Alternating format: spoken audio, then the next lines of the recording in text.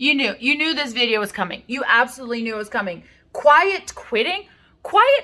And I thought, so when I read it, I thought, oh, is it people showing up to work and basically being disengaged and not doing their work? That happens. It's not okay, but that happens. It's also a strike technique in France that was basically slow rolling. So you show up to work and you do your job really slowly. So it's a way, it's a strike method. So I thought, is that what it, oh no, that's not what it means. The term quiet quitting is for only doing the job you were paid to do, but not going above and beyond. And I'm like, so is it more like employer shocked, volunteerism, no longer a thing? What? Quiet quitting?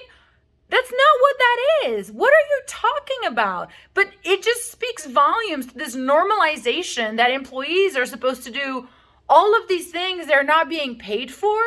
And what really is baffling is that employers, right, and conservatives are the first to tell you about capitalism and the market and the fact that, you go out there and the point is to make profit. Great. So you know how I make profit? I mean, how an employee makes profit? Right. They invest the time that they promised to invest. They do the work that they promised to do, and they get paid for that work. If they do more, they are eating into their profit because they're investing more time and more effort for the same return. You wouldn't expect a company to do that. You wouldn't expect anybody to do that.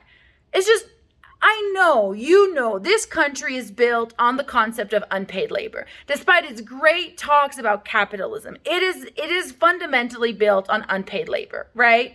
And it continues to this day.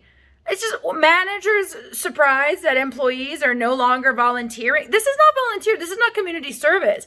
This is what I mean when I say that a relationship with an employer is transactional. You get paid to do your job. Do it great. Be fantastic at it, right? Like excel, do what you were asked to do when you got hired.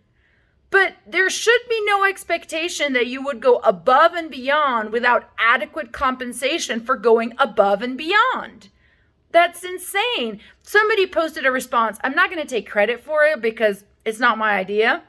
But they said, there's a thing such as quiet firing, which is where an employee goes above and beyond for 5 years and they don't get a promotion or a salary bump. And you know what? That's true. That's what happened. It's happened to me for years. I would go above and beyond. I mean, truly working 80, 90 hours a week. I build 100 hours in 1 week. And then I go and, it's bonus time.